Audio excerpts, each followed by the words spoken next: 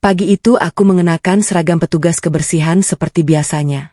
Tanganku membawa sapu dan ember kecil, sementara beberapa calon karyawan baru mulai berdatangan untuk mengikuti wawancara di perusahaan kami. Tak ada satupun dari mereka yang menyapaku. Sebagian hanya lewat sambil menundukkan kepala. Namun seorang wanita berpenampilan sangat mewah tiba-tiba berhenti di depanku. Ia memandangku dari ujung kepala sampai ujung kaki, lalu tertawa kecil. Cepat bersihkan lantai ini.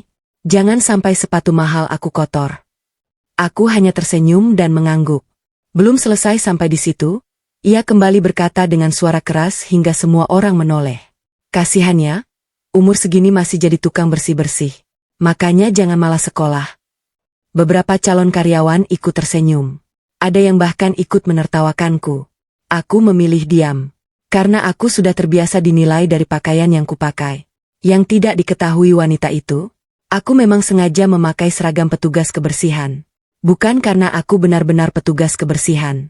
Melainkan karena setiap beberapa bulan sekali aku selalu turun langsung untuk melihat bagaimana calon karyawan memperlakukan orang yang mereka anggap rendah. Dan hari itu, wanita yang paling keras menghinaku, justru sedang mengikuti wawancara untuk menjadi manajer di perusahaan milikku sendiri. Ia belum tahu, beberapa menit lagi, aku yang akan duduk di kursi paling depan sebagai pemilik perusahaan. Halo sahabat air mata menantu. Sebelum cerita ini dimulai, jangan lupa bantu like dan subscribe dulu ya. Semoga siapapun yang menekan tombol subscribe di channel ini, dilancarkan rezekinya, dipanjangkan umurnya, disehatkan badannya, dan keluarganya selalu dijauhkan dari kesedihan serta dipenuhi kebahagiaan. Amin. Sebelum kita mulai, tuliskan nama dan kota kalian di kolom komentar.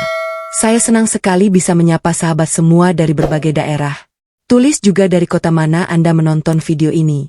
Tukang sapu jangan berdiri di depan pintu. Kata-kata itu menjadi awal kehancuran mereka. Namaku Sekar. Usiaku 38 tahun. Kalau ada yang bertanya kenapa seorang pemilik perusahaan rela memakai seragam petugas kebersihan, jawabanku sederhana. Aku ingin melihat wajah asli manusia. Karena seseorang akan menunjukkan karakter terbaiknya bukan saat berbicara dengan atasannya, melainkan saat berhadapan dengan orang yang dianggap tidak punya jabatan. Itulah sebabnya, setiap kali perusahaan membuka lowongan untuk posisi penting, aku selalu turun langsung. Bukan sebagai pemilik perusahaan, bukan sebagai direktur, melainkan sebagai staf kebersihan.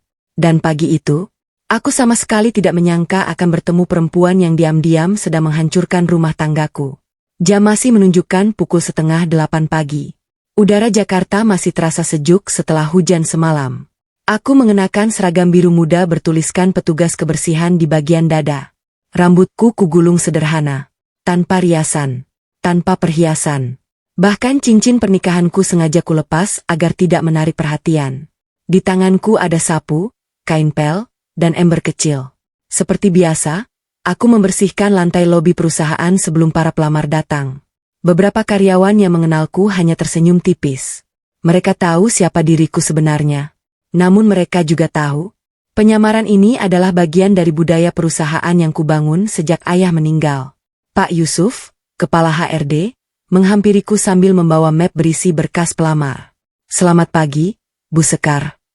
Aku tersenyum kecil. Pagi, Pak Yusuf. Semua peserta sudah terjadwal. Posisi manajer operasional paling banyak peminatnya. Aku mengangguk. Semoga hari ini kita menemukan orang yang bukan hanya pintar, tapi juga punya hati. Pak Yusuf tersenyum. Itu yang paling sulit dicari, Bu. Aku hanya menghela napas pelan. Iya. Karena ijazah bisa dicetak. Tapi hati yang baik tidak bisa dibuat-buat. Satu persatu para pelamar mulai berdatangan. Ada yang menyapa satpam dengan ramah. Ada yang tersenyum kepadaku. Bahkan ada seorang pemuda yang berkata, Bu, embernya berat. Biar saya bantu. Aku tersenyum haru. Terima kasih. Pemuda itu hanya membalas senyum lalu berjalan menuju ruang tunggu. Aku diam-diam mencatat namanya. Bukan karena nilai akademiknya, melainkan karena sikapnya. Sekitar 15 menit kemudian, suara sepatu hak tinggi terdengar dari pintu utama. Tok, tok, tok. Semua orang menoleh. Seorang wanita bergaun krem mahal berjalan dengan penuh percaya diri. Tas bermerek menggantung di lengannya. Parfum yang dipakainya tercium dari beberapa langkah jauhnya. Ia terus menatap layar ponselnya tanpa memperhatikan sekitar. Aku yang sedang mengepel lantai segera menggeser ember agar jalannya lebih leluasa. Namun tiba-tiba, wanita itu berhenti tepat di depanku. Ia memandang seragamku dari atas sampai bawah. Lalu mengerutkan dahinya. "Kamu?" Aku mendongak sambil tersenyum. "Iya, Mbak." "Kenapa lantainya masih basah?" "Saya baru selesai mengepel." Ia menghela napas dengan wajah kesal. "Kalau kerja yang benar. Sepatu aku mahal." Kalimat itu membuat beberapa pelamar menoleh. Aku hanya berkata pelan, "Maaf. Saya akan segera mengeringkannya." Bukannya selesai. Wanita itu justru tertawa kecil. "Lihat tuh. Umur segitu masih jadi tukang sapu." Beberapa pelamar saling berpandangan. Aku tetap diam. Ia melangkah mendekat. Tatapannya penuh penghinaan. "Kamu pasti nggak sekolah tinggi ya? Makanya kerjanya begini." Aku menggenggam gagang pel erat-erat. Hatiku terasa perih. Bukan karena hinaannya, tetapi karena aku tahu, masih ada orang yang mengukur harga seseorang dari seragam yang dipakainya. Aku kembali tersenyum. "Semoga Mbak sukses wawancaranya." Bukannya berterima kasih. Ia malah tertawa semakin keras. "Sukses? Tentu saja. Aku datang untuk jadi manajer, bukan jadi tukang pel." Beberapa orang mulai terlihat tidak nyaman. Namun wanita itu belum berhenti. Ia menunjuk ember di sampingku. "Tolong bersihkan juga bekas sepatu aku. Aku nggak mau lantai ini kelihatan kotor gara-gara aku lewat." Aku menatapnya tenang. "Baik, Mbak." Ia tersenyum puas, seolah baru saja memenangkan sesuatu. Saat itulah, pintu lift terbuka. Seorang pria keluar sambil membawa map hitam. Begitu melihat wajahnya, jantungku seakan berhenti berdetak. Itu Arif, suamiku. Namun yang membuatku jauh lebih sakit, wanita yang sejak tadi menghinaku langsung berlari kecil menghampirinya. Sambil tersenyum manja, ia merangkul lengan Arif dan berkata, "Sayang, untung kamu sudah datang. Tadi aku diganggu tukang kebersihan ini." Aku membeku. Sedangkan Arif perlahan mengangkat wajahnya. Dan tatapan kami akhirnya bertemu. Suamiku memilih membela pelakor. Sementara aku masih memegang gagang PEL di depan semua orang. Aku mematung di tempat. Tanganku masih menggenggam gagang pel. Air bekas mengepel masih menggenang di lantai, tetapi aku sama sekali tidak menyadarinya. Tatapanku hanya tertuju pada satu orang. Arif, suamiku. Laki-laki yang tadi pagi berpamitan kepadaku dengan alasan akan menghadiri rapat penting di kantor cabang. Namun kini, ia berdiri di depan perempuan yang baru saja menghinaku. Dan yang lebih menyakitkan, perempuan itu memanggilnya dengan sebutan yang hanya pantas diucapkan seorang kekasih. Sayang, dadaku terasa sesak. Aku berharap semua ini hanya salah paham. Aku berharap Arif akan segera melepaskan tangan wanita itu. Lalu berkata, "Sekar, semua ini tidak seperti yang kamu pikirkan." Namun harapan itu perlahan hancur. Nadia masih menggandeng lengan Arif. Dengan wajah manja ia berkata, "Sayang, perusahaan ini kok petugas kebersihannya nggak sopan, ya?" Aku hampir terpleset gara-gara lantainya masih basah. Arif menoleh ke arahku. Untuk sesaat, tatapan kami bertemu. Aku melihat wajahnya berubah. Ia jelas terkejut melihatku memakai seragam petugas kebersihan. Karena selama ini, Arif tidak pernah tahu kebiasaanku menyamar saat proses rekrutmen. Ia hanya tahu aku sering datang lebih pagi ke kantor. Tetapi tidak pernah bertanya apa yang kulakukan. Aku mencoba tersenyum. "Mas?"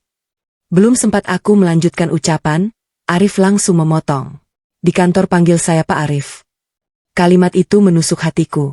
Selama 10 tahun menikah, belum pernah sekalipun ia berbicara sedingin itu kepadaku. Aku menarik napas panjang. "Baik, Pak." Nadia tersenyum puas. Ia semakin merapat ke tubuh Arif.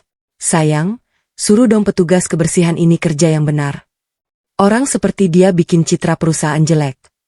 Beberapa pelamar mulai saling berpandangan. Ada yang terlihat tidak nyaman. Namun tidak ada yang berani berbicara. Arif menghela napas. Lalu berkata tanpa menatap mataku, "Lain kali jangan mengepel saat peserta wawancara sudah datang." Aku memandangnya tidak percaya. "Mas, maaf. Maksudku, Pak." Saya sudah selesai sebelum mereka datang. Arif tetap tidak melihatku. Sudahlah. Jangan banyak alasan. Kalimat itu membuat air mataku hampir jatuh.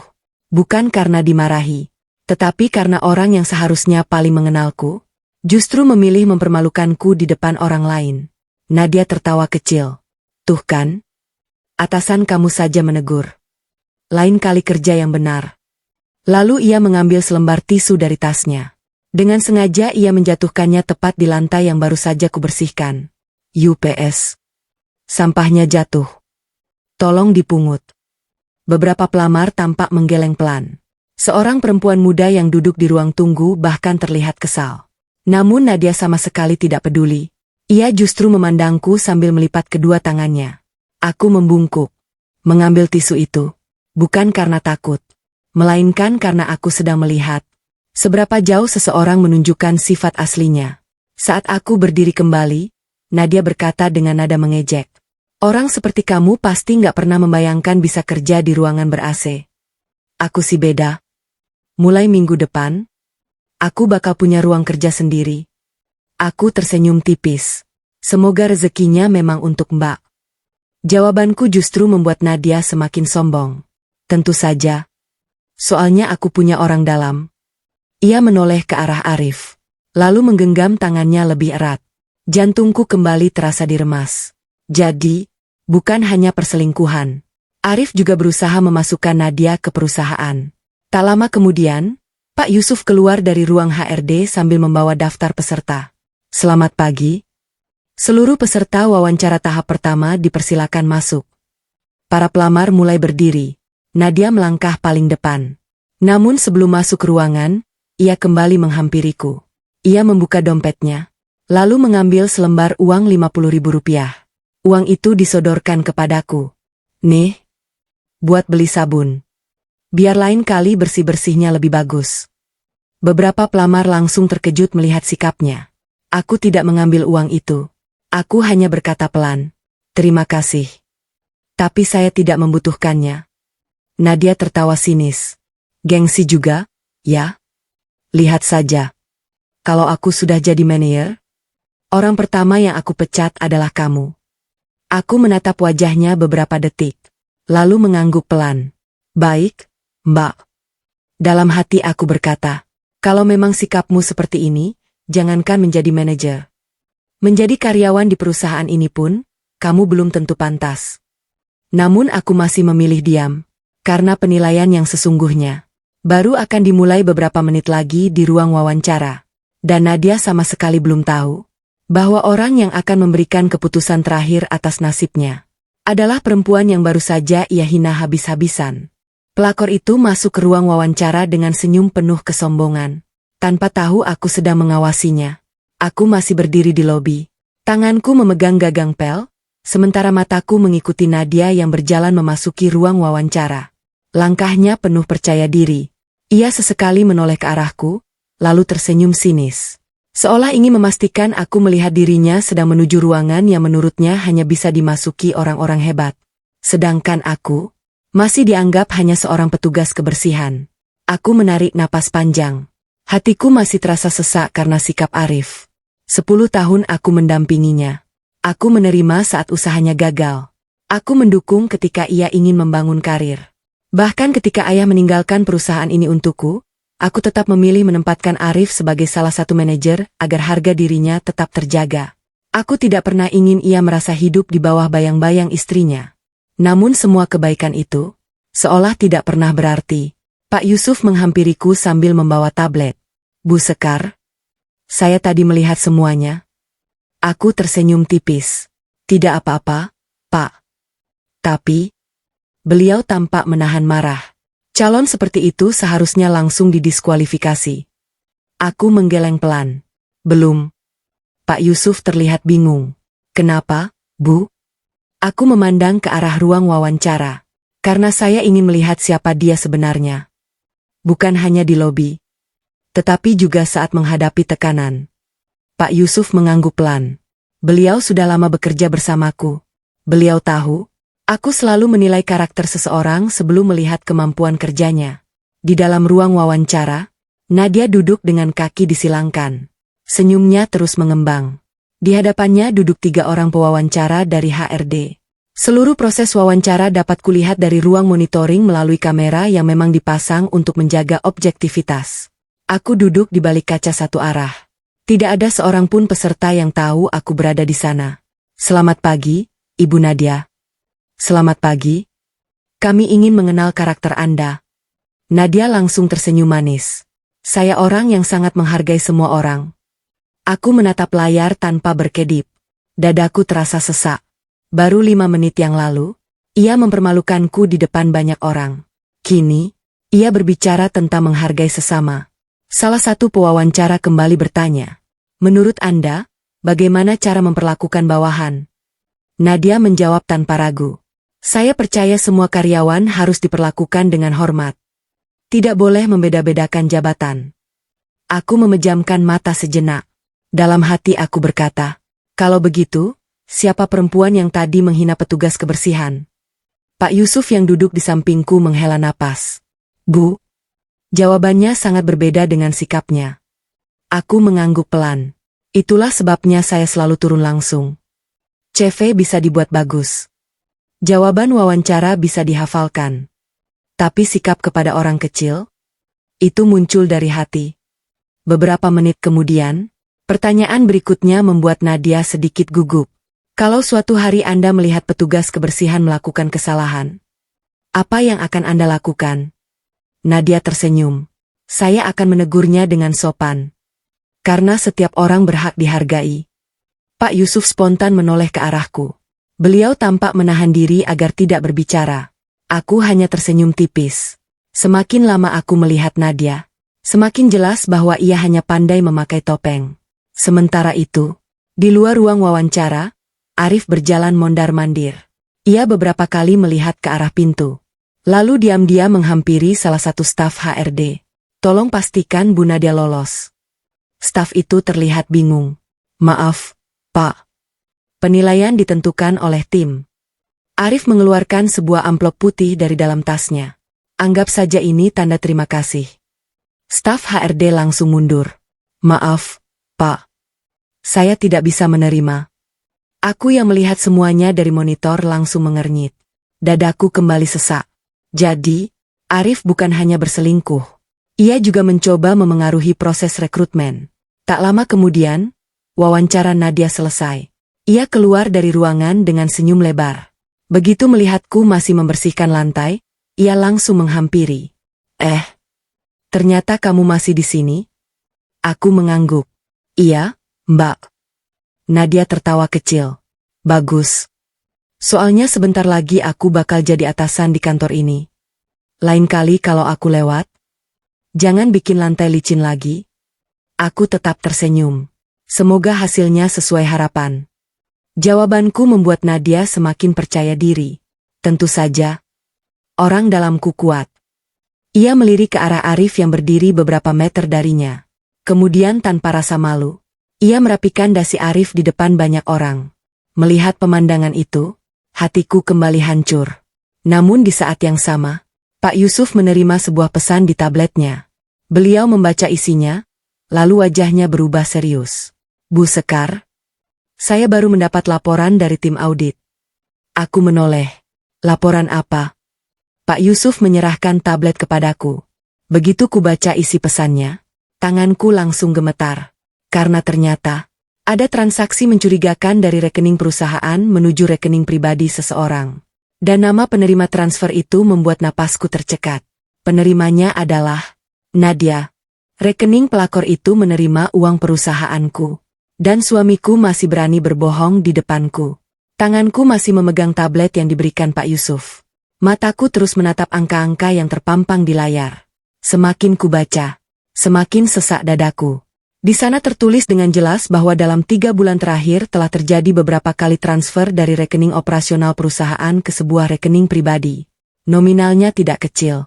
15 juta, 20 juta, 35 juta. Bahkan ada satu transaksi yang mencapai 80 juta rupiah. Jika dijumlahkan, nilainya sudah lebih dari 200 juta rupiah. Dan nama penerimanya hanya satu. Nadia Prameswari. Aku memejamkan mata. Pak Yusuf. Iya, Bu. Data ini sudah dipastikan benar. Pak Yusuf mengangguk mantap. Sudah, Bu. Tim audit baru saja mencocokkan seluruh bukti transfer. Tidak ada kesalahan. Dadaku kembali terasa sesak. Berarti, perempuan yang tadi menghinaku bukan hanya pelakor. Ia juga sudah menikmati uang perusahaan. Aku menarik napas panjang. Siapa yang menyetujui transfer ini? Pak Yusuf membuka halaman berikutnya. Beliau tampak ragu sebelum menjawab. Bu, kolom persetujuan menggunakan akun milik Pak Arif. Aku menundukkan kepala. Air mataku hampir jatuh.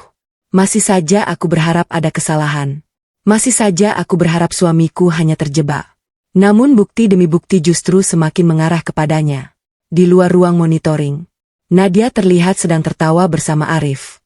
Melalui kamera pengawas, aku dapat melihat mereka berdiri di dekat taman kecil kantor. Tidak ada orang lain di sana.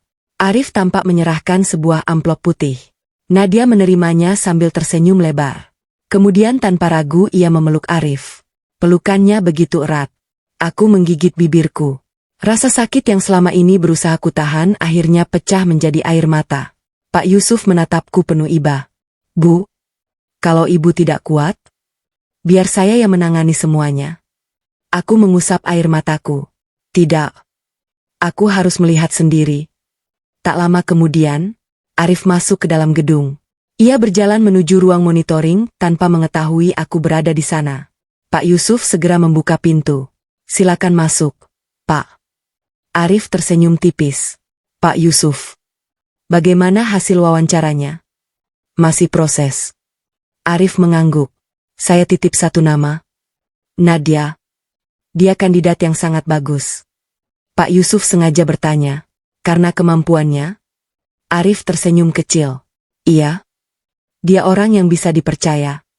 Aku yang mendengar ucapan itu hanya menundukkan kepala. Lucu sekali. Suamiku mengatakan pelakor itu bisa dipercaya. Sedangkan istrinya sendiri, ia bohongi setiap hari. Aku akhirnya keluar dari balik ruang monitoring. Langkah kakiku pelan. Arif yang semula membelakangi pintu langsung membeku saat melihatku. Sekar. Wajahnya berubah pucat. Ia jelas tidak menyangka aku mendengar semua pembicaraannya. Aku menatapnya tanpa senyum. Pak Arif. Katanya tadi pagi Bapak ada rapat di kantor cabang. Arif tampak gugup. Iya. Maksudku? Rapatnya dipindahkan. Aku mengangguk pelan. Oh. Lalu sejak kapan Bapak ikut menentukan hasil wawancara? Arif terdiam. Pak Yusuf juga memilih diam. Suasana menjadi sangat canggung. Beberapa detik kemudian Arif mencoba tersenyum. Aku hanya memberi rekomendasi. Sebagai manajer. Aku menatap matanya. Rekomendasi? Atau titipan? Arif langsung kehilangan kata-kata. Ia mengalihkan pandangan. Tangannya mulai gelisah merapikan jam tangan. Aku sangat mengenal kebiasaannya. Setiap kali berbohong, ia selalu melakukan hal itu. Belum sempat Arif menjawab, Nadia tiba-tiba masuk ke dalam gedung. Begitu melihatku berdiri bersama Arif dan Pak Yusuf, ia langsung menghampiri. Sayang, wawancaraku lancar. Kemudian ia baru menyadari aku ada di sana. Ia tersenyum sinis. Tukang sapunya masih di sini juga? Arif langsung panik. Nadia? Cukup. Namun Nadia tidak mengerti. Ia justru tertawa. Kenapa? Kasihan juga ya? Dari tadi cuma berdiri. Lalu ia mengeluarkan dompetnya. Mengambil selembar uang 100.000 rupiah. Uang itu diselipkan ke saku seragamku tanpa izin. Nih. Buat beli seragam baru. Soalnya yang kamu pakai kelihatan lusuh. Aku perlahan mengeluarkan uang itu. Lalu menyerahkannya kembali kepadanya. Terima kasih. Tapi harga diriku tidak bisa dibeli. Nadia tersenyum mengejek. Harga diri? Orang yang kerja bersih-bersih ngomong harga diri? Kalimat itu membuat Pak Yusuf mengepalkan tangan. Beliau hampir berbicara. Namun aku memberi isyarat agar tetap diam. Karena aku tahu, semakin banyak Nadia berbicara, semakin besar penyesalan yang akan ia rasakan nanti. Saat itulah telepon di tangan Pak Yusuf berdering. Beliau mengangkatnya. Wajahnya langsung berubah serius. Baik, Pak. Kami segera ke sana. Telepon ditutup. Beliau menatapku. Bu Sekar, Pak Darmo baru saja datang. Beliau meminta seluruh kandidat yang lolos tahap pertama dikumpulkan. Aku mengangguk pelan. Baik. Namun sebelum kami melangkah, Pak Yusuf berbisik sangat pelan di telingaku. Bu, Pak Darmo bilang, sudah waktunya semua topeng mulai dibuka. Mendengar kalimat itu, aku tahu, permainan ini baru saja memasuki babak yang sebenarnya. Pelakor itu masih tersenyum sombong. Padahal rapat yang akan mengubah nasibnya sebentar lagi dimulai. Aku berjalan menyusuri koridor menuju ruang rapat utama. Langkahku tenang. Meski di dalam hati, badai seakan sedang mengamuk. Di belakangku terdengar suara sepatu hak tinggi Nadia yang berjalan sambil mengobrol dengan Arif.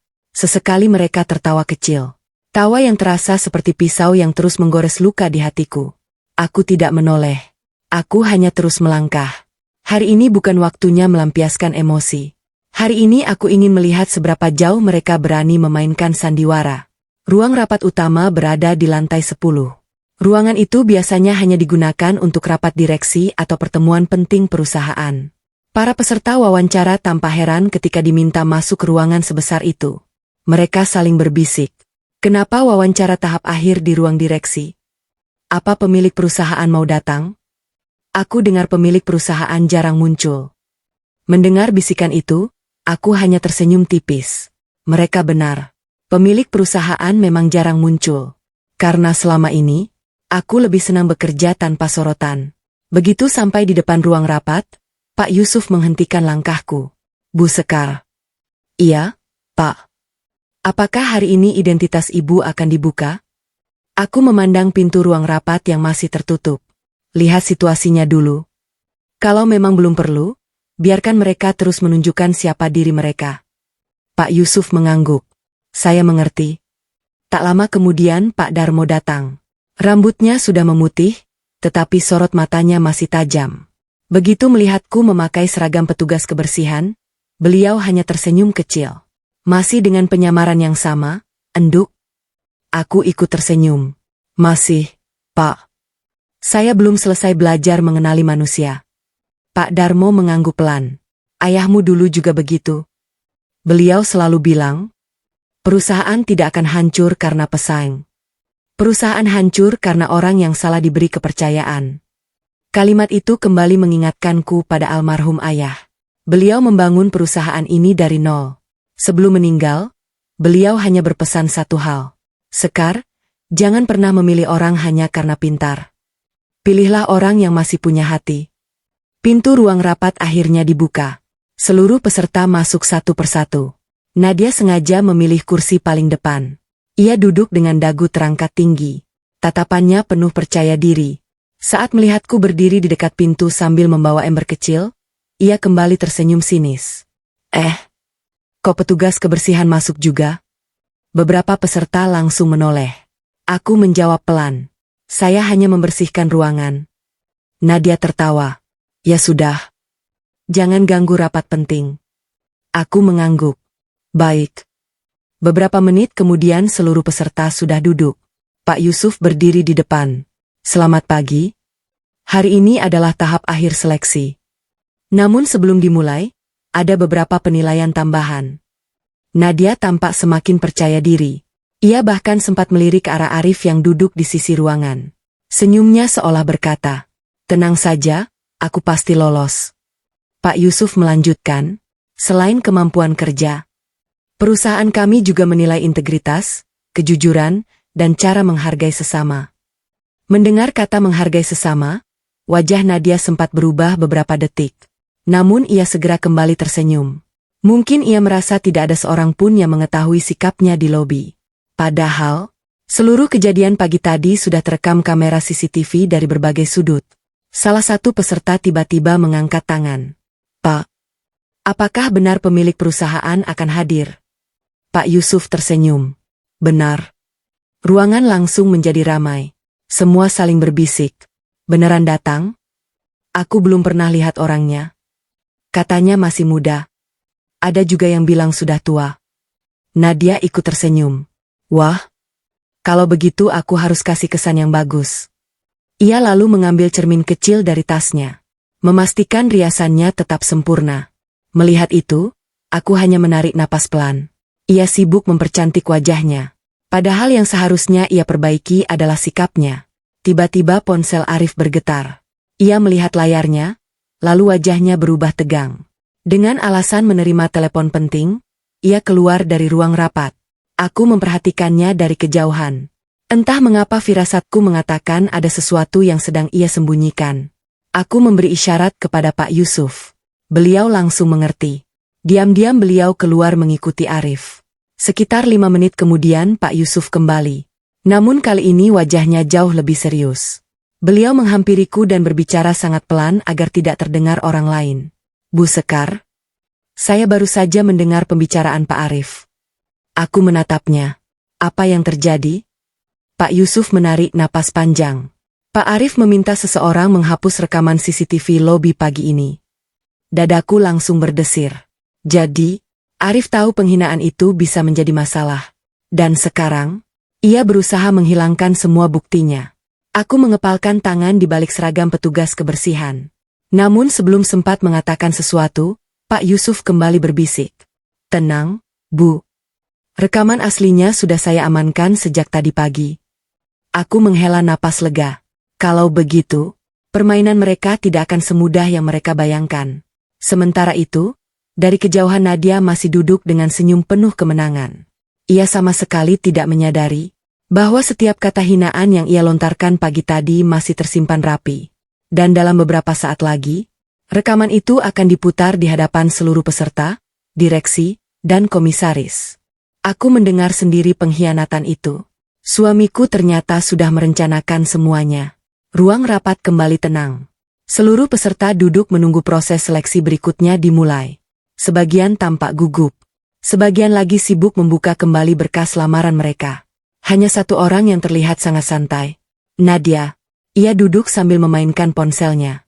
Sesekali ia melirik ke arahku yang masih berdiri di sudut ruangan dengan seragam petugas kebersihan. Tatapannya masih sama. Penuh rasa meremehkan. Aku hanya membalas dengan senyum tipis. Semakin lama ia merasa menang. Semakin keras pula ia akan jatuh nanti. Tak lama kemudian, Pak Yusuf menghampiriku. Bu Sekar, saya sudah menyimpan salinan rekaman CCTV di 3 tempat berbeda. Aku mengangguk pelan. Bagus. Jangan sampai ada yang bisa menghapusnya. Pak Yusuf kembali berkata dengan suara lirih. Tapi ada satu hal lagi yang lebih penting. Aku menoleh. Apa itu? Tadi setelah menerima telepon, Pak Arif tidak langsung kembali ke ruang rapat. Beliau masuk ke ruang arsip bersama Bu Nadia. Jantungku berdetak lebih cepat. Ruang arsip. Iya.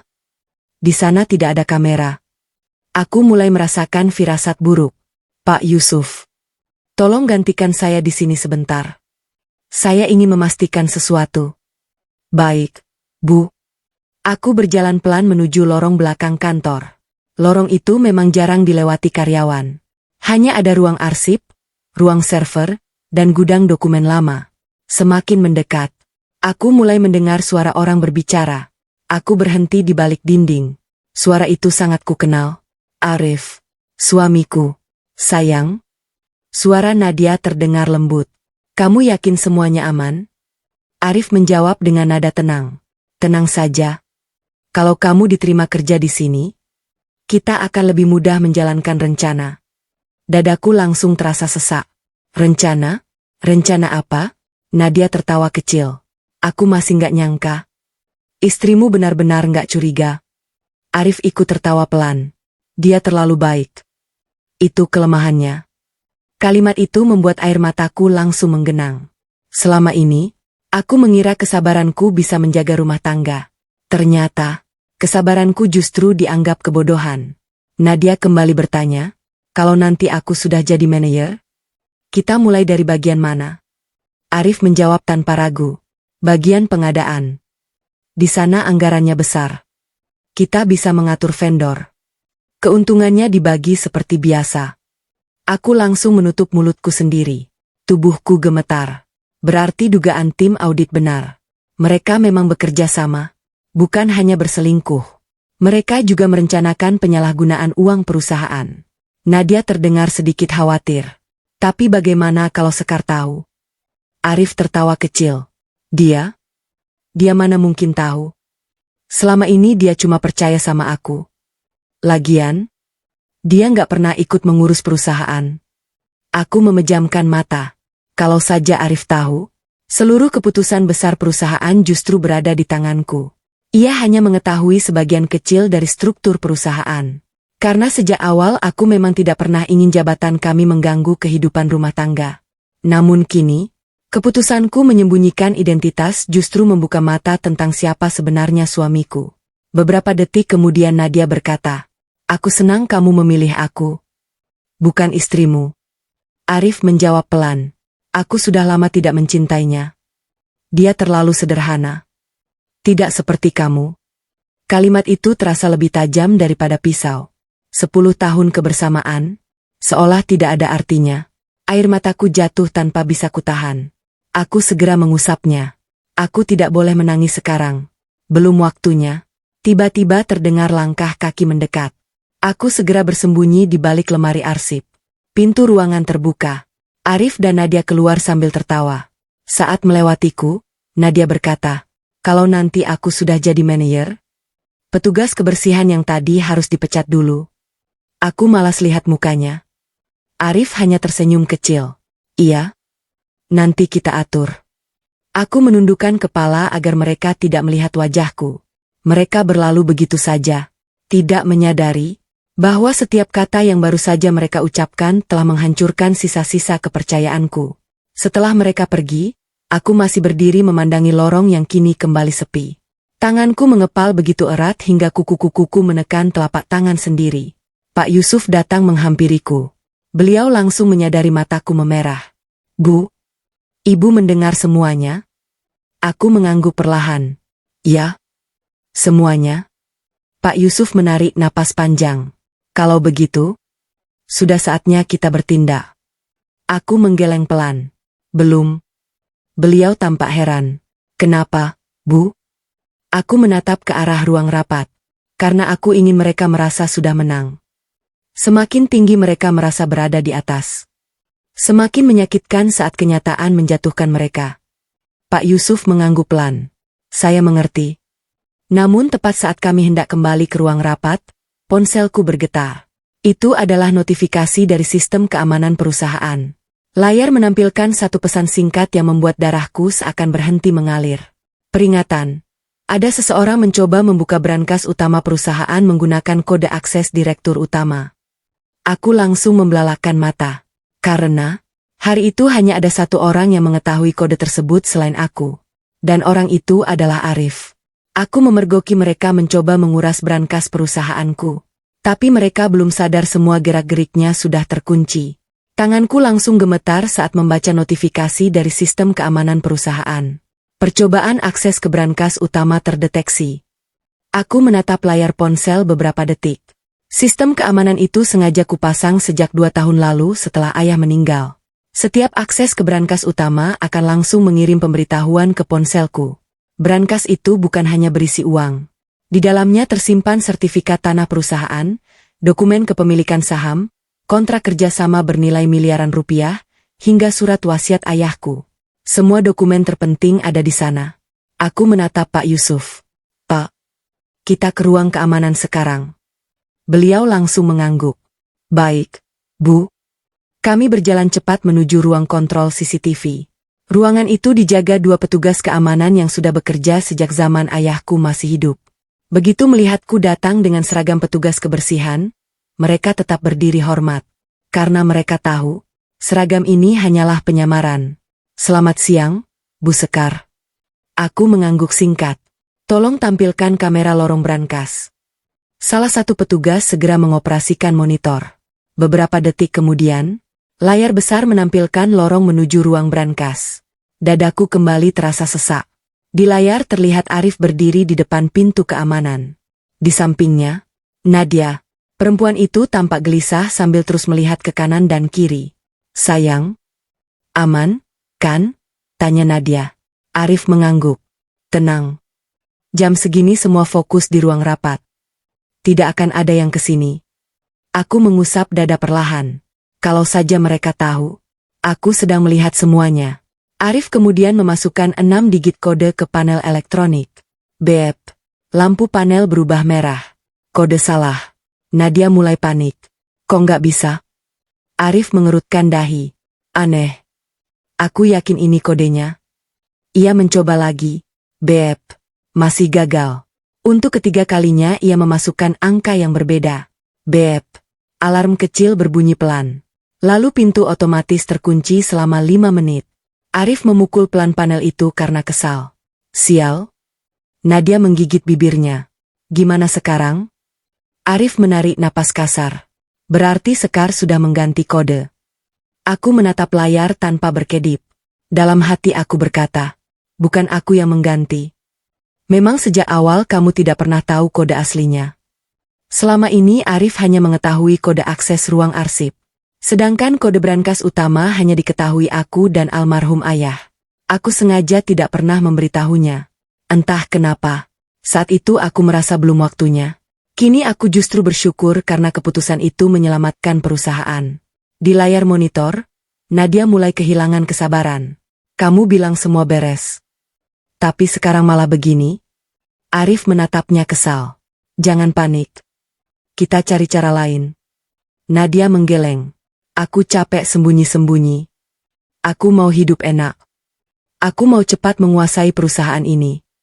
Kalimat itu membuat seluruh ruangan kontrol mendadak sunyi. 2 petugas keamanan saling berpandangan. Pak Yusuf mengepalkan tangannya. Aku sendiri hanya menarik napas panjang. Jadi benar, target mereka bukan hanya uang. Mereka ingin mengambil alih perusahaan peninggalan ayahku. Beberapa saat kemudian, Arif mengeluarkan map hitam dari tas kerjanya. Ia membuka isinya. Mataku langsung membelalak. Itu? Pak Yusuf ikut terkejut. Itu dokumen perusahaan, Bu. Aku memperbesar tampilan kamera. Benar saja. Di dalam map itu terdapat salinan dokumen kepemilikan saham. Namun ada yang aneh. Di bagian bawah terlihat lembar baru yang belum pernah kulihat. Arif menunjukkannya kepada Nadia. Kalau dokumen ini berhasil ditandatangani, semua aset bisa kita pindahkan pelan-pelan. Nadia tersenyum puas.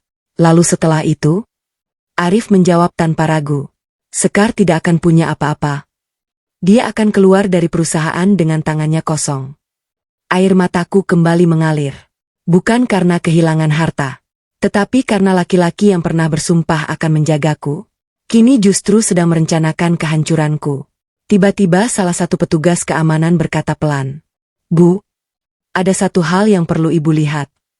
Ia mengganti tampilan kamera ke rekaman semalam.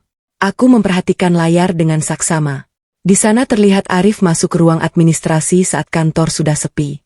Beberapa menit kemudian, ia memotret banyak dokumen menggunakan ponselnya. Lalu menghubungi seseorang melalui panggilan video. Beberapa detik setelah wajah di layar terlihat jelas. Jantungku seperti berhenti berdetak. Orang yang sedang berbicara dengan Arif. Bukan Nadia, melainkan seorang pria berjas yang tidak pernah kulihat sebelumnya. Pria itu berkata dengan suara tegas. Pastikan semua dokumen kepemilikan berpindah.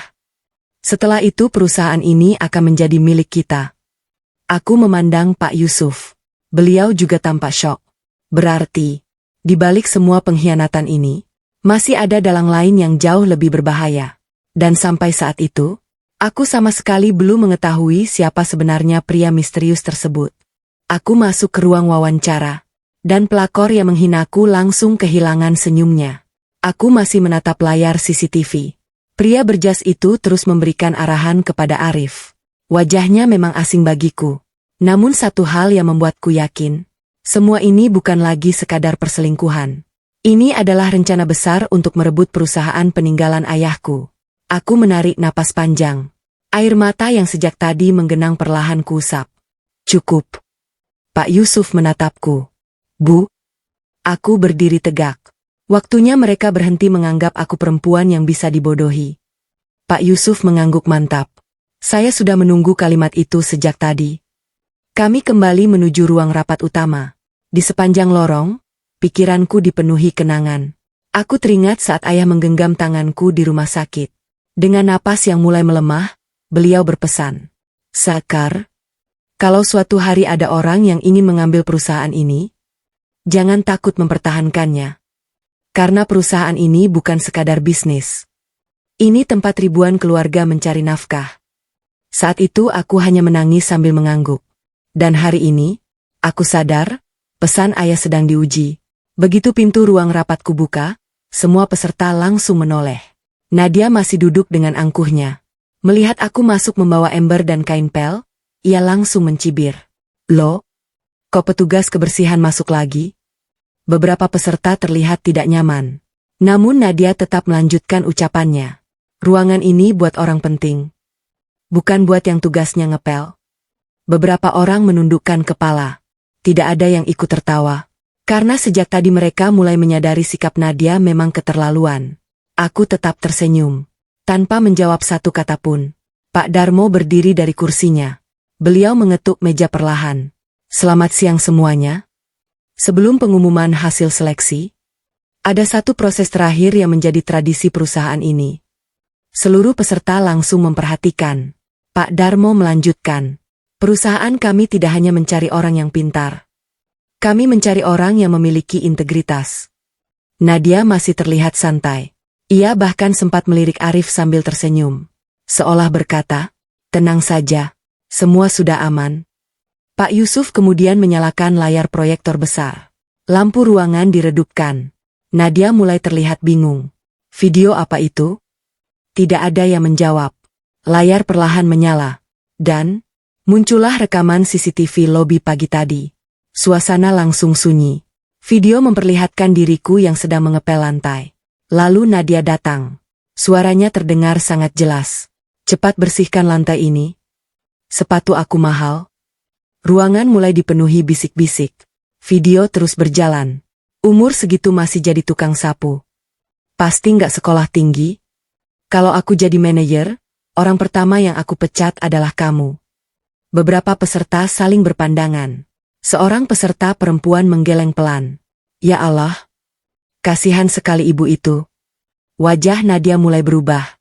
Senyumnya perlahan menghilang. Ia menoleh ke arah Arif. Arif juga tampak mulai gelisah. Video belum selesai. Adegan ketika Nadia menyelipkan uang ke saku seragamku juga ikut diputar. Nih, buat beli seragam baru.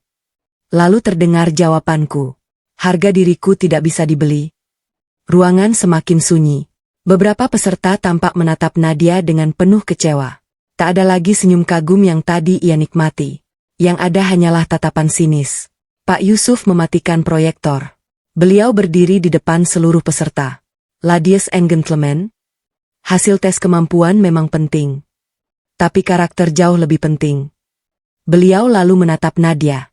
Apakah ibu masih yakin tadi mengatakan selalu menghargai semua orang? Nadia menelan ludah. Saya? Itu hanya salah paham. Pak Yusuf kembali bertanya. Salah paham? Apakah video itu juga salah paham? Nadia mulai kehilangan ketenangannya. Tidak. Maksud saya sedang terburu-buru. Pak Darmo menggeleng pelan. Karakter seseorang justru terlihat saat merasa tidak diawasi. Arif akhirnya berdiri. Pak, mungkin kita bisa memaafkan. Semua orang pernah melakukan kesalahan. Aku menoleh ke arah Arif.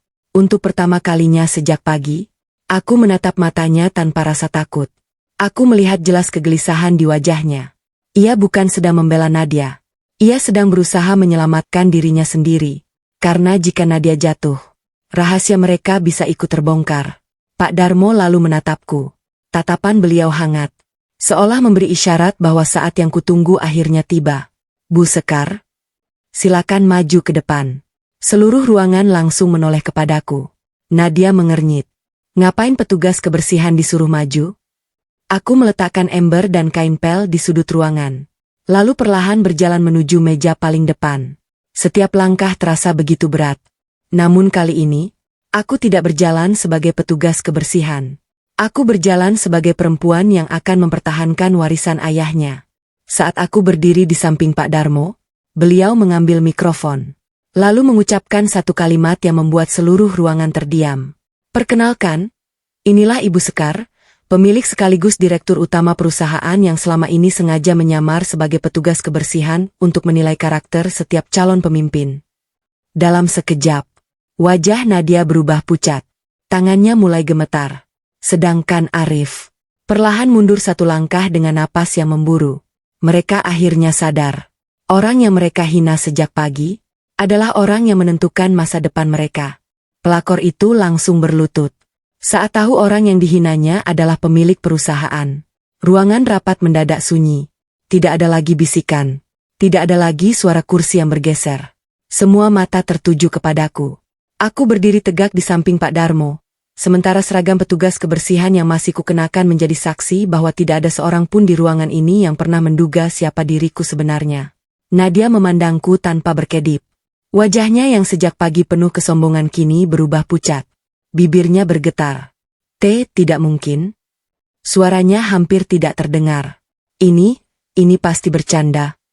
Pak Darmo menatapnya dengan wajah serius. Perusahaan ini tidak pernah bercanda dalam urusan integritas. Dan Ibu Sekar adalah pemilik sah perusahaan ini. Kalimat itu terasa seperti petir yang menyambar ruangan. Nadia perlahan mundur beberapa langkah. Tangannya mulai gemetar. Ia menoleh ke arah Arif, berharap mendapatkan penjelasan. Namun Arif sendiri tampak kehilangan keberanian. Keringat mulai membasahi dahinya. Aku melangkah satu langkah ke depan. Tatapanku tertuju kepada Nadia. Apa kabar, Bu Nadia? Ia menelan ludah. Saya? Maaf. Aku tersenyum tipis. Loh? Tadi pagi bukannya Ibu bilang aku tidak pantas berada di ruangan ini? Nadia langsung menundukkan kepala. Air matanya mulai mengalir. Saya hilaf, Bu. Saya benar-benar tidak tahu. Aku menggeleng pelan. Kalau yang kamu hina tadi benar-benar petugas kebersihan. Apakah kamu juga akan meminta maaf seperti sekarang? Pertanyaan itu membuat Nadia membisu. Ia tidak mampu menjawab. Karena semua orang di ruangan ini tahu jawabannya. Salah seorang peserta wawancara yang sejak tadi diam akhirnya angkat bicara. Bu Sekar. Sejujurnya sejak tadi kami sangat tidak nyaman melihat perlakuannya. Peserta lain ikut mengangguk. Iya, Bu. Kami ingin menegur, tapi takut membuat suasana semakin buruk. Aku mengangguk pelan. Terima kasih. Setidaknya kalian masih memiliki hati. Pak Yusuf kemudian berdiri sambil membawa sebuah map biru. Bu Sekar. Sesuai prosedur perusahaan, kami sudah menyelesaikan penilaian karakter seluruh peserta. Aku menerima map itu. Kubuka perlahan. Di halaman pertama, nama Nadia berada di urutan paling bawah. Di samping namanya tertulis dengan huruf tebal. Tidak lolos. Alasannya hanya satu kalimat. Tidak memiliki integritas dan tidak menghormati sesama. Aku menutup map itu. Lalu memandang Nadia. Mulai hari ini, proses rekrutmen Anda dinyatakan selesai. Nadia langsung panik. Bu, tolong beri saya kesempatan. Saya benar-benar butuh pekerjaan. Aku menarik napas panjang. Perusahaan ini membutuhkan orang yang bukan hanya pintar, tetapi juga mampu menghargai manusia. Belum sempat Nadia berkata lagi, Pak Yusuf kembali maju. Maaf, Bu Sekar. Saya masih memiliki satu laporan. Aku mengangguk. Silakan. Beliau mengambil remote. Layar proyektor kembali menyala. Kali ini yang muncul bukan rekaman lobi, melainkan rekaman lorong menuju ruang brankas. Begitu melihat gambar itu, wajah Arif langsung berubah. Pak Yusuf. Matikan. Suara Arif terdengar keras. Namun Pak Yusuf tetap diam. Video terus diputar. Terlihat jelas Arif dan Nadia berdiri di depan ruang brankas. Mereka mencoba memasukkan kode berulang kali. Kemudian terdengar suara Arif. Kalau semua dokumen berhasil kita pindahkan, Sekar tidak akan punya apa-apa. Ruangan kembali dipenuhi suara kaget. Beberapa peserta bahkan menutup mulut mereka. Pak Darmo memukul meja dengan telapak tangannya. Pak Arif, apakah itu suara Anda? Arif langsung gugup. Itu sudah diedit. Aku menatapnya dengan kecewa. Sampai sekarang, kamu masih memilih berbohong? Pak Yusuf kembali memutar bagian berikutnya. Kini terdengar suara Nadia. Aku mau cepat menguasai perusahaan ini. Lalu terdengar lagi suara Arif. Tenang, semua akan jadi milik kita. Tidak ada lagi yang bisa mereka bantah. Semua terdengar sangat jelas. Bu Lastri yang sejak tadi duduk di sudut ruangan mendadak berdiri. Wajahnya pucat. Arif. Ini benar? Arif tidak menjawab. Bu Lastri menatap Nadia dengan mata berkaca-kaca. Kamu? Jadi selama ini kamu perempuan itu? Nadia hanya menangis. Tak ada lagi kesombongan yang tersisa. Aku memandang Arif. Hatiku terasa hancur. 10 tahun aku percaya padamu. Aku menyerahkan sebagian pengelolaan perusahaan supaya kamu merasa dihargai. Tapi yang kamu lakukan justru mencoba mengambil semuanya. Arif perlahan berjalan mendekat. Sekar, dengar dulu penjelasanku. Aku mengangkat tangan. Cukup. Selama ini aku terlalu sering mendengar alasan. Kali ini, aku ingin melihat pertanggungjawaban. Saat semua orang masih terpaku oleh rekaman itu, pintu ruang rapat perlahan terbuka. Seorang pria berjas hitam masuk dengan didampingi 2 petugas keamanan perusahaan. Begitu melihat wajahnya, aku langsung mengenalinya. Dialah pria misterius yang semalam berbicara dengan Arif melalui panggilan video. Pria itu tersenyum tipis, lalu berkata dengan tenang, "Maaf, sepertinya rapat ini membahas saya juga." Seluruh ruangan kembali tegang. Aku menatap pria itu tanpa berkedip. Firasatku mengatakan, pengkhianatan ini ternyata jauh lebih besar daripada yang selama ini kubayangkan. Pria berjas itu tersenyum tenang. Tapi satu kalimatnya membuat seluruh ruang rapat membisu. Pintu ruang rapat terbuka perlahan. Semua mata langsung tertuju ke arah seorang pria berusia sekitar 50 tahun yang mengenakan jas hitam rapi. Di belakangnya berdiri 2 petugas keamanan perusahaan. Pria itu melangkah dengan santai. Seolah-olah ia datang bukan ke ruang rapat yang penuh ketegangan, melainkan ke sebuah pertemuan biasa. Aku langsung mengenali wajahnya. Dialah pria yang kulihat di rekaman CCTV semalam. Pria yang memberikan arahan kepada Arif untuk mengambil alih perusahaan. Dadaku kembali terasa sesak. Aku sama sekali tidak mengenalnya. Tetapi jelas, ia mengenal perusahaan ini dengan sangat baik. Pak Darmo berdiri dari kursinya. Maaf. Siapa Anda? Pria itu tersenyum tipis. Perkenalkan. Nama saya Surya. Saya seorang konsultan bisnis. Tatapan Pak Darmo berubah tajam. Konsultan? Lalu apa urusan Anda dengan perusahaan kami? Surya tetap tersenyum. Saya hanya datang memenuhi undangan. Ruangan langsung dipenuhi bisik-bisik. Aku menoleh ke arah Arif. Wajah suamiku semakin pucat. Tatapannya gelisah. Tangannya terus meremas ujung jas yang dikenakannya. Aku tahu, ia sedang ketakutan. Pak Yusuf membuka daftar tamu. Beliau menggeleng. Maaf. Nama Bapak tidak ada dalam daftar undangan. Surya tertawa kecil. Tentu saja tidak ada. Karena yang mengundang saya adalah Pak Arif. Semua orang langsung menoleh ke arah Arif. Arif buru-buru berdiri. Itu? Saya bisa jelaskan. Aku menatapnya tanpa berkedip. Silakan. Aku juga ingin mendengar. Arif menarik napas panjang.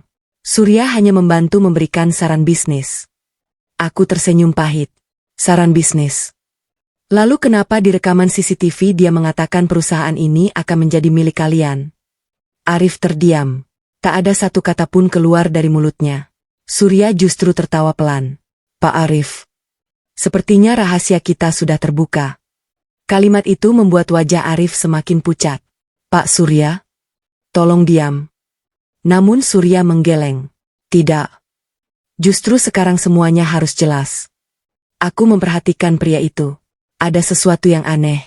Ia tampak sama sekali tidak takut. Seolah sudah siap menghadapi apapun yang terjadi hari ini. Pak Darmo memukul meja pelan. Kalau begitu jelaskan. Apa hubungan Anda dengan Pak Arif?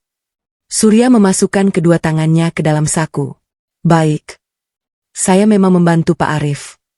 Selama hampir 1 tahun. Ruangan kembali sunyi. 1 tahun. Berarti, semua ini sudah direncanakan sejak lama. Surya melanjutkan. Pak Arif merasa selama ini hanya menjadi bayang-bayang istrinya. Ia ingin menjadi pemilik perusahaan. Dan saya menawarkan jalan untuk mewujudkannya. Aku menutup mata beberapa detik. Air mataku hampir jatuh lagi. Ternyata, semua perhatian, Semua senyum. Semua kata-kata manis yang masih sering diucapkan Arif di rumah. Hanyalah sandiwara. Bu Lastri yang sejak tadi hanya menangis langsung berdiri. Arif. Ibu tidak pernah mengajarimu seperti ini. Arif menundukkan kepala. Ibu? Saya? Belum sempat melanjutkan ucapannya, Surya memotong. Kenapa masih malu mengakuinya? Kamu sendiri yang datang kepadaku. Kamu bilang ingin mengambil alih perusahaan tanpa diketahui istrimu. Ruangan mendadak gaduh. Beberapa peserta wawancara bahkan saling berpandangan dengan wajah tidak percaya. Aku menarik napas panjang. Pak Surya. Saya hanya ingin satu jawaban. Pria itu menoleh kepadaku. Silakan. Kenapa Anda membantu suami saya? Surya tersenyum tipis. Karena saya ingin membeli perusahaan ini. Tapi selama perusahaan masih atas nama Anda, mustahil saya mendapatkannya. Aku mengernyit. Membeli? Iya. Saya sudah lama mengincar lahan perusahaan ini. Lokasinya sangat strategis. Kalau berhasil saya kuasai, nilainya bisa berkali-kali lipat. Kini semuanya mulai jelas. Ini bukan sekadar perselingkuhan. Arif hanyalah pintu masuk. Sedangkan target sebenarnya adalah seluruh aset perusahaan. Pak Yusuf kemudian meletakkan satu map tebal di atas meja. Bu Sekar. Tim audit baru saja mengirim hasil pemeriksaan lanjutan. Aku membuka map itu perlahan. Semakin kubaca, semakin dingin tubuhku. Ternyata selama 6 bulan terakhir, bukan hanya uang yang keluar tanpa izin. Ada puluhan kontrak pengadaan yang sengaja dimenangkan oleh perusahaan-perusahaan milik orang dekat Surya. Nilainya mencapai miliaran rupiah. Dan seluruh persetujuannya menggunakan tanda tangan digital milik Arif. Aku memandang suamiku. Mas, berapa banyak yang sudah kamu ambil dari perusahaan ini? Arif menangis. Untuk pertama kalinya hari itu, aku melihat air mata di wajahnya. Maafkan aku, Sekar. Aku terlambat menghentikan semuanya. Aku menggeleng pelan. Bukan terlambat. Kamu memang tidak pernah berniat berhenti. Tiba-tiba salah satu petugas keamanan masuk dengan tergesa-gesa. Maaf, Bu Sekar. Ada kabar penting. Aku menoleh. Apa? Petugas itu menyerahkan sebuah flash disk. Tim forensik IT berhasil memulihkan data yang sempat dihapus dari server perusahaan. Pak Yusuf langsung memasangnya ke komputer. Beberapa detik kemudian, muncul sebuah rekaman video yang tanggalnya 6 bulan lalu. Begitu video diputar, aku langsung membeku. Karena di dalam rekaman itu, terlihat seseorang yang selama ini sangat kupercaya sedang menyerahkan stempel asli perusahaan kepada Surya. Dan orang itu, bukan Arif, melainkan seseorang yang sejak awal selalu berada di sisiku. Pak Yusuf. Aku menatap Pak Yusuf dengan napas memburu. Sedangkan beliau hanya berdiri terpaku. Wajahnya perlahan berubah pucat. Orang yang paling kupercaya ternyata menyimpan rahasia besar. Tapi kenyataannya jauh lebih mengejutkan. Aku mematung di depan layar. Video itu terus berputar. Terlihat jelas seseorang menyerahkan stempel asli perusahaan kepada Surya. Orang itu memakai kemeja putih, celana hitam, dan jam tangan yang sangat kukenal. Wajahnya memang hanya terlihat dari samping. Tetapi postur tubuhnya sangat mirip dengan Pak Yusuf. Ruangan rapat langsung dipenuhi bisik-bisik. Semua mata beralih kepada beliau. Pak Yusuf sendiri berdiri terpaku. Wajahnya pucat. Tangannya mengepal erat. Aku menarik napas panjang. Hatiku benar-benar lelah. Kalau sampai orang yang selama ini paling kupercaya ikut mengkhianatiku, entah kepada siapa lagi aku harus percaya. Pak Yusuf. Suaraku terdengar pelan. Beliau mengangkat wajahnya. Iya, Bu. Apa yang sebenarnya terjadi? Beliau tidak langsung menjawab. Tatapannya justru tertuju ke layar. Beberapa detik kemudian beliau berkata, Bu, boleh saya melihat rekaman itu dari awal? Aku mengangguk. Tolong putar ulang. Petugas IT segera mengulang video. Kali ini kami semua memperhatikannya lebih teliti. Video diperlambat. Frame demi frame mulai terlihat lebih jelas. Aku memperhatikan setiap gerakan orang itu. Cara berjalan. Cara mengangkat map. Cara menyerahkan stempel. Lalu, mataku berhenti pada satu detail kecil. Jam tangan. Aku langsung mengernyit. Itu bukan jam tangan Pak Yusuf. Pak Yusuf spontan menoleh. Betul, Bu. Jam saya tali kulit. Sedangkan di video itu tali besi. Petugas IT memperbesar gambar. Benar. Jam tangan dalam rekaman berbeda. Ruangan kembali sunyi.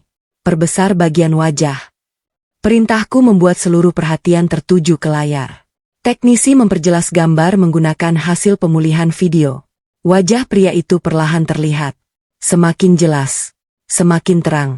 Lalu, semua orang langsung terkejut. Itu? Bu Lastri menutup mulutnya.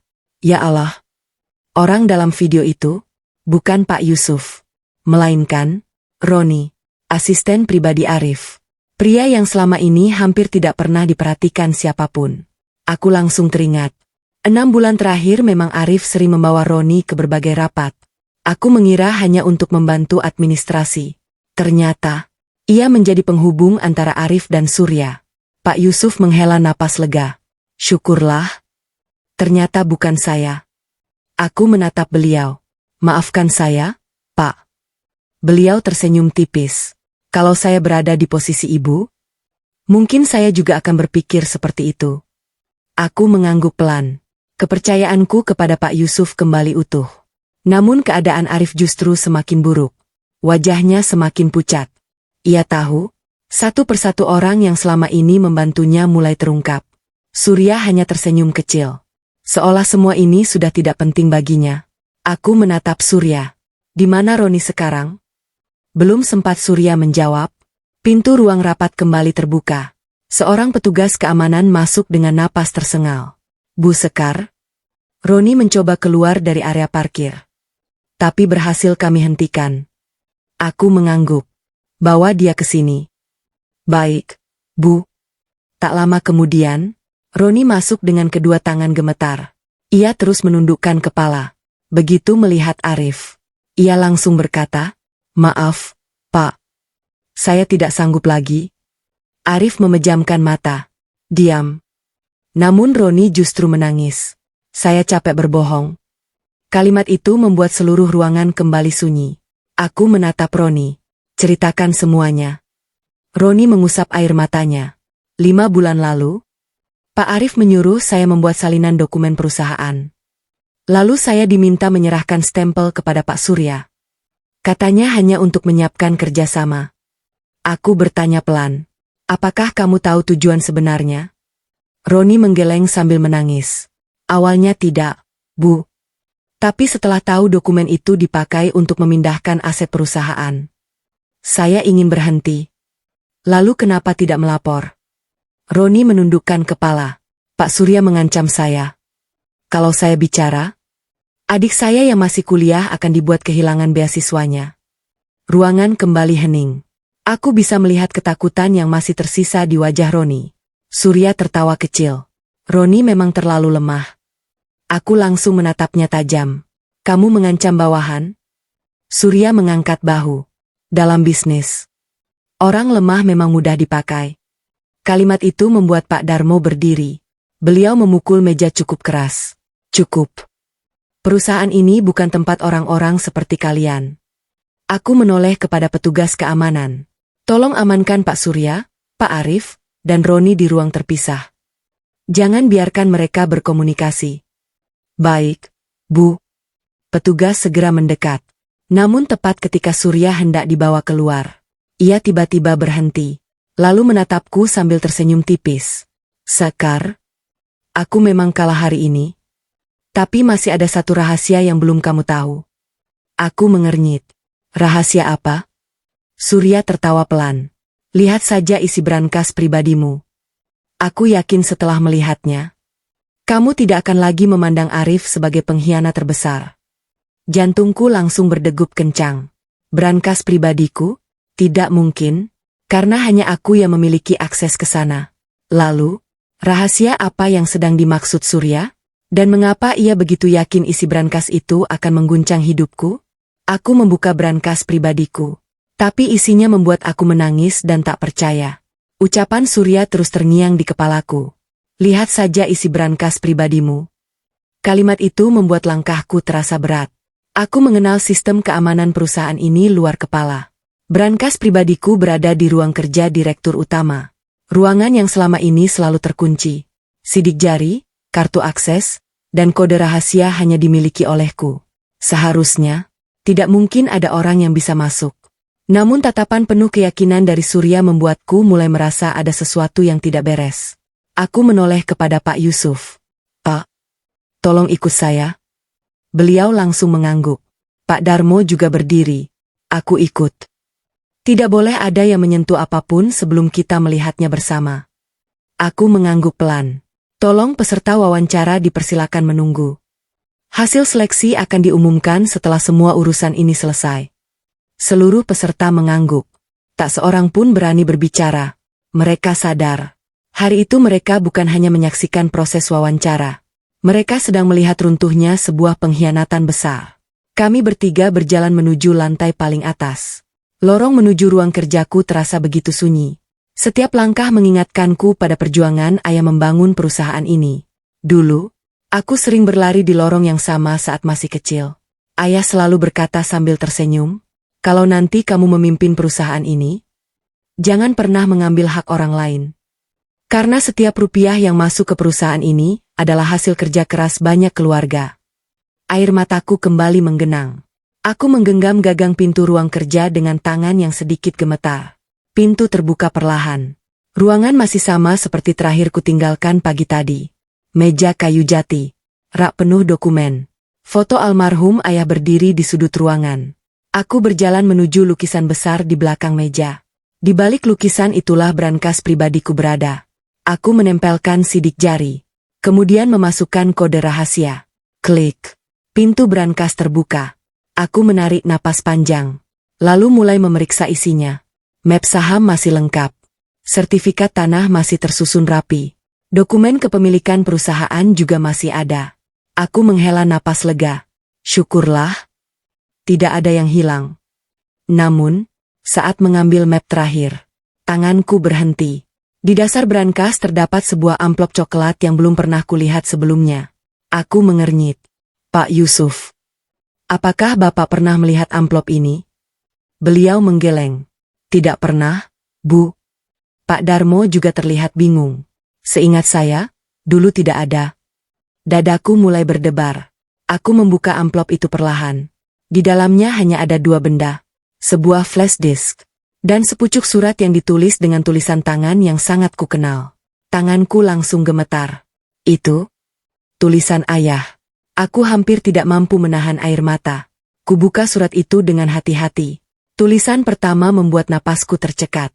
"Untuk putriku, Sekar, jika surat ini sampai ke tanganmu, berarti ada seseorang yang sedang berusaha merebut perusahaan kita."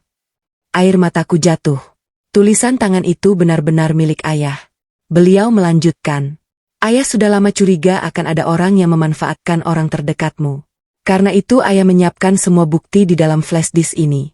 Jangan percaya begitu saja kepada siapapun, tetapi jangan pula menghukum tanpa bukti." Aku memeluk surat itu. Rasanya seperti ayah sedang berbicara langsung kepadaku. Pak Darmo mengusap sudut matanya. Beliau juga tampak terharu. "Ayahmu memang selalu berpikir jauh."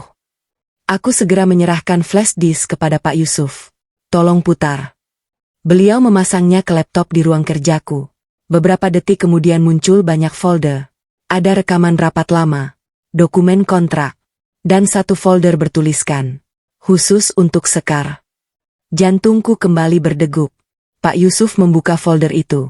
Ternyata berisi rekaman video ayah yang dibuat beberapa bulan sebelum beliau meninggal. Wajah ayah muncul di layar. Beliau tersenyum seperti biasanya. "Kalau kamu sedang melihat video ini, berarti firasat ayah benar." Aku langsung menangis. Sudah bertahun-tahun aku merindukan suara beliau. Ayah melanjutkan, "Sekar, pemimpin yang baik bukan yang paling keras menghukum, tetapi yang paling berani menegakkan keadilan. Kalau nanti ada yang mengkhianatimu, pastikan semua bukti sudah lengkap sebelum kamu mengambil keputusan." Aku mengusap air mata. Kini aku mengerti. Ayah seolah telah mempersiapkan semuanya jauh sebelum musibah ini terjadi. Namun tepat ketika video hampir selesai, muncul satu nama dalam daftar dokumen rahasia. Nama itu membuat seluruh ruangan kembali terdiam. Bukan Arif, bukan Nadia, bukan Surya, melainkan Bu Lastri. Di samping namanya tertulis satu kalimat singkat yang membuat bulu kuduku berdiri. Periksa kembali semua aset yang pernah dititipkan kepada Bu Lastri. Ada sesuatu yang belum pernah ia ceritakan kepadamu. Aku memandang Pak Darmo. Beliau ikut terkejut. Sedangkan Pak Yusuf hanya terdiam. Kalau benar pesan ayah ini, berarti rahasia terbesar keluarga kami belum sepenuhnya terungkap. Akhirnya semua kebenaran terungkap. Orang-orang yang menghinaku satu persatu harus mempertanggungjawabkan perbuatannya. Aku masih memegang surat peninggalan ayah. Tatapanku belum lepas dari kalimat terakhir yang tertulis di sana. Periksa kembali semua aset yang pernah dititipkan kepada Bu Lastri. Aku menarik napas panjang. Pikiranku dipenuhi berbagai pertanyaan. Selama ini, Bu Lastri memang sering bersikap dingin kepadaku. Namun, aku tidak pernah membayangkan namanya juga muncul dalam pesan terakhir ayah. Aku menatap Pak Darmo. Pak, apa ayah pernah menitipkan sesuatu kepada Bu Lastri? Pak Darmo terdiam cukup lama. Beliau seperti sedang mengingat sesuatu yang telah lama terkubur. Beberapa saat kemudian beliau mengangguk pelan. Ada.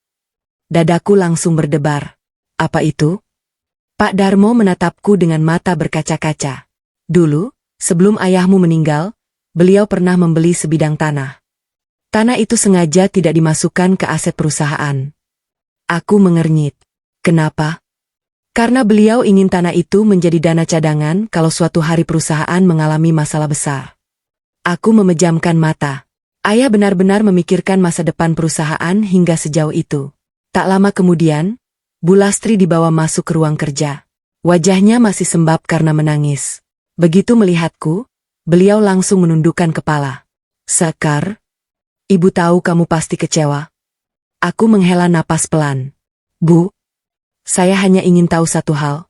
Apakah benar ayah pernah menitipkan sesuatu kepada ibu? Bu Lastri mengangguk sambil menangis. Iya. Beliau membuka tas yang sejak tadi dibawanya. Dari dalam tas itu, beliau mengeluarkan sebuah map berwarna hijau yang sudah tampak usang. Map itu diserahkan kepadaku dengan kedua tangan yang gemetar. Ayahmu berpesan, map ini hanya boleh kuberikan kepadamu kalau benar-benar terjadi pengkhianatan di perusahaan. Tanganku ikut bergetar saat menerima map tersebut. Aku membukanya perlahan. Di dalamnya terdapat sertifikat tanah, surat pernyataan dari ayah, dan sebuah rekening deposito atas namaku. Nilainya mencapai puluhan miliar rupiah. Aku langsung menutup mulutku. Selama ini aku sama sekali tidak mengetahui keberadaan aset tersebut. Bu Lastri menangis semakin keras. Maafkan ibu. Ibu memang sering menyakitimu.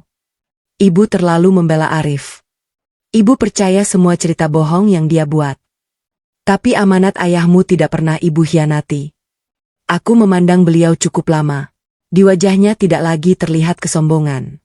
Yang ada hanyalah penyesalan yang begitu dalam. Aku mengangguk pelan. Terima kasih, Bu.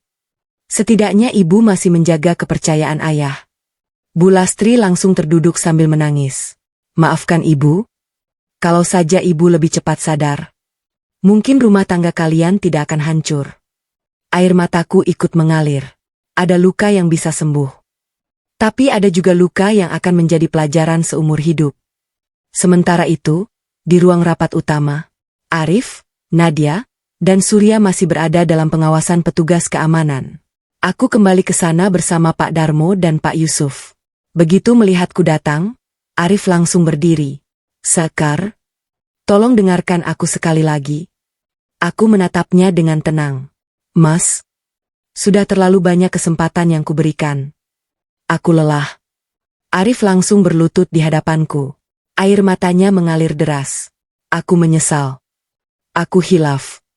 Tolong jangan hancurkan hidupku. Aku memandang laki-laki yang pernah menjadi cinta pertamaku itu.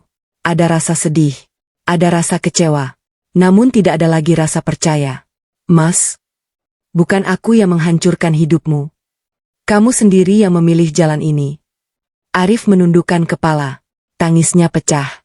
Namun penyesalan itu datang ketika semuanya telah terlambat. Di sudut ruangan, Nadia juga menangis. Ia mendekat sambil memohon. Bu Sekar, saya benar-benar minta maaf. Saya bersedia bekerja apa saja. Tolong jangan laporkan saya. Aku menggeleng perlahan. Sejak awal, Yang aku harapkan darimu hanyalah satu. Menghargai orang lain. Kalau pagi tadi kamu memperlakukan petugas kebersihan dengan baik, mungkin hari ini nasibmu akan berbeda. Nadia menutup wajahnya. Tangisnya semakin menjadi. Pak Darmo kemudian berdiri.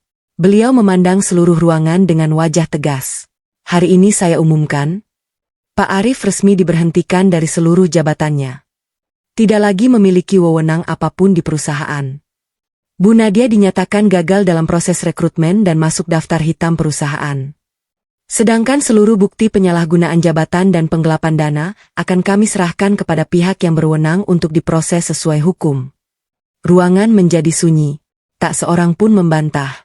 Karena semua bukti telah terbuka. Aku menatap seluruh karyawan yang hadir. Lalu berkata dengan suara yang mulai bergetar. Hari ini aku kehilangan seorang suami. Aku kehilangan kepercayaan. Tapi aku tidak akan kehilangan prinsip yang diajarkan ayahku. Perusahaan ini akan tetap berdiri. Dan akan menjadi tempat yang menghargai setiap orang. Aku menoleh ke arah para petugas kebersihan yang sejak tadi berdiri di belakang. Kalian bukan orang kecil. Tanpa kalian, perusahaan ini tidak akan pernah berjalan dengan baik. Mereka langsung menitikkan air mata. Beberapa karyawan ikut bertepuk tangan. Suasana yang sejak pagi dipenuhi penghinaan akhirnya berubah menjadi haru. Namun, perjalanan hidupku belum benar-benar selesai. Masih ada satu keputusan terakhir yang harus kuambil. Keputusan yang akan menentukan masa depanku setelah semua pengkhianatan ini berakhir. Aku memilih pergi dengan kepala tegak. Dan mereka harus menanggung akibat dari semua yang mereka lakukan. Ruang rapat masih dipenuhi keheningan. Tak ada lagi suara yang meninggi. Tak ada lagi senyum penuh kesombongan. Semua orang seolah sedang mencerna kejadian yang baru saja mereka saksikan. Pagi tadi, aku hanyalah seorang perempuan yang dianggap tidak berharga karena memakai seragam petugas kebersihan. Kini, orang-orang yang menghina dan mengkhianatiku berdiri dengan kepala tertunduk di hadapanku. Namun anehnya, aku tidak merasakan kemenangan. Yang kurasakan hanyalah lelah. Lelah karena terlalu lama mempertahankan orang-orang yang ternyata tidak pernah benar-benar menghargai ketulusanku. Aku berdiri dari kursiku, lalu berjalan perlahan menghampiri Arif. Ia masih berlutut. Air matanya tidak berhenti mengalir. Begitu aku berdiri di depannya, ia langsung memegang ujung seragam petugas kebersihan yang masih kukenakan. Sakar, tolong, beri aku satu kesempatan lagi. Aku janji akan berubah. Aku menatap wajahnya cukup lama. Aku teringat saat kami pertama kali bertemu. Saat ia datang dengan penuh mimpi. Saat ia berjanji akan menjagaku sampai tua. Aku juga teringat malam-malam ketika aku menunggu kepulangannya sambil menyiapkan makan malam. Saat ia berkata sedang lembur, padahal ternyata ia bersama perempuan lain. Air mataku kembali mengalir. Namun kali ini bukan karena sedih. Melainkan karena akhirnya aku benar-benar bisa melepaskan semuanya. Aku menari perlahan tanganku dari genggamannya. Mas, cinta bisa memaafkan. Tapi kepercayaan yang hancur tidak akan pernah kembali seperti semula. Arif menangis semakin keras. Aku salah. Aku benar-benar salah. Aku mengangguk pelan. Iya, kamu memang salah. Tapi setiap pilihan selalu memiliki akibat. Aku kemudian berbalik menghadap Nadia. Perempuan yang sejak pagi terus menghina dan merendahkanku kini bahkan tidak berani menatap mataku. Ia menangis sambil berkata, Bu Sekar, saya malu. Saya menyesal. Saya sadar saya terlalu sombong. Aku menghela napas panjang. Semoga penyesalanmu bukan hanya karena kamu tahu siapa aku. Tetapi karena kamu akhirnya sadar bahwa setiap pekerjaan memiliki kehormatan. Nadia mengangguk sambil terisak. Saya mengerti, Bu. Kalau waktu bisa diputar, saya ingin meminta maaf kepada ibu-ibu petugas kebersihan yang pernah saya hina. Aku hanya mengangguk pelan. Semoga kata-kata itu benar-benar lahir dari hatinya. Petugas keamanan kemudian mendekati Surya. Pria itu masih berusaha tersenyum. Namun kali ini senyumnya terlihat dipenuhi kekalahan. Ia menatapku. Kamu menang. Aku menjawab dengan tenang. Bukan. Yang menang adalah kejujuran. Surya tertawa hambar. Lain kali, akan ada orang lain yang mencoba merebut perusahaan ini. Aku tersenyum tipis. Mungkin. Tapi selama perusahaan ini dipimpin dengan hati, akan selalu ada orang-orang baik yang menjaganya. Petugas keamanan kemudian membawa Surya keluar dari ruangan untuk menjalani proses hukum bersama Arif dan Nadia sesuai bukti yang telah dikumpulkan perusahaan. Beberapa hari kemudian, suasana perusahaan kembali berjalan normal. Aku memutuskan mengadakan pertemuan dengan seluruh karyawan. Bukan di ruang direksi, melainkan di aula sederhana tempat semua pegawai bisa berkumpul tanpa memandang jabatan. Aku masih mengenakan pakaian yang sederhana. Kali ini bukan seragam petugas kebersihan, melainkan blus putih dan rok hitam yang biasa kupakai bekerja. Di barisan paling depan duduk para petugas kebersihan. Satpam, office boy, resepsionis, staf administrasi, supervisor, hingga para manajer. Aku memandang mereka satu persatu, lalu berkata, hari ini aku ingin mengucapkan terima kasih. Bukan hanya kepada para pimpinan, tetapi kepada semua orang yang setiap hari bekerja dengan jujur. Karena perusahaan ini tidak dibangun oleh satu orang, melainkan oleh kita semua. Tepuk tangan memenuhi ruangan. Beberapa petugas kebersihan tampak mengusap air mata mereka. Sejak hari itu, aku membuat satu aturan baru. Setiap calon manajer dan pimpinan wajib menjalani penilaian karakter secara langsung. Mereka akan berinteraksi dengan seluruh karyawan tanpa mengetahui siapa yang sedang menilai mereka. Karena aku ingin memastikan, tidak ada lagi orang yang diterima hanya karena pintar berbicara, tetapi karena memiliki hati yang baik. Sore itu, aku berdiri sendirian di depan foto ayah yang tergantung di ruang kerjaku. Aku tersenyum sambil berbisik. Ya, perusahaan kita masih berdiri. Aku memang kehilangan rumah tangga, tapi aku tidak kehilangan nilai-nilai yang ayah ajarkan. Angin dari jendela berembus pelan, seolah membawa salam rindu dari seseorang yang telah lebih dulu pergi. Aku menutup mata, lalu mengucapkan satu kalimat yang selama ini ingin kusampaikan. Ayah, aku sudah menjaga amanahmu.